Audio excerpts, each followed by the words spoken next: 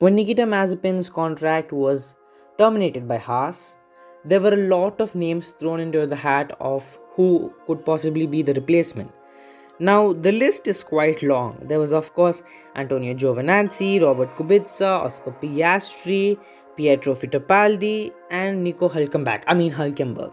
So I think by hearing this long list, you can of course know that there were a lot of drivers in contention for that seat. But there was namely one driver who wasn't a favorite, but did end up coming out on top. Let's talk about Kevin Magnussen to Haas. See, I've always thought that Haas made a really big mistake in 2020, and not only me but a lot of other Formula 1 fans out there as well. They shouldn't have dropped both their drivers. I know there were some inter-team problems and stuff like that, but I think when you're already down bad and you're barely scoring points and you've decided to sack a driver, why would you want to sack both of them? You should have at least kept one. But Haas did end up sacking both their drivers and getting two rookies. Rookies, people who have never competitively competed in Formula 1 were bought into the seat. I mean, like, it was up, of course, very a decision which many people didn't like, but of course Haas went ahead with it, and those two drivers were Nikita Mazepin and Mick Schumacher. Now of course you know how the rest went.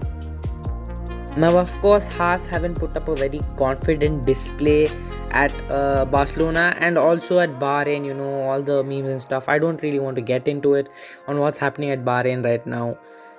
The performance just isn't convincing enough yet, but I think if we have like a big crash or something like how we had in Hungary, I am expecting Kevin Magnussen to walk out of that race at least with 1 point, because he is very capable of doing that.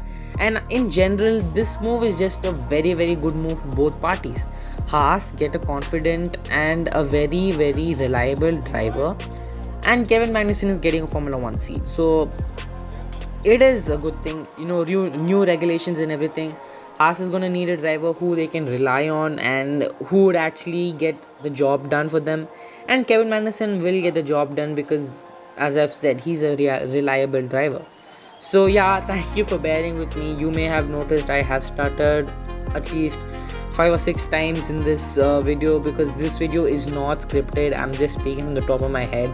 And yeah, so thanks for bearing with me, and I'll catch you guys in the next one. Peace.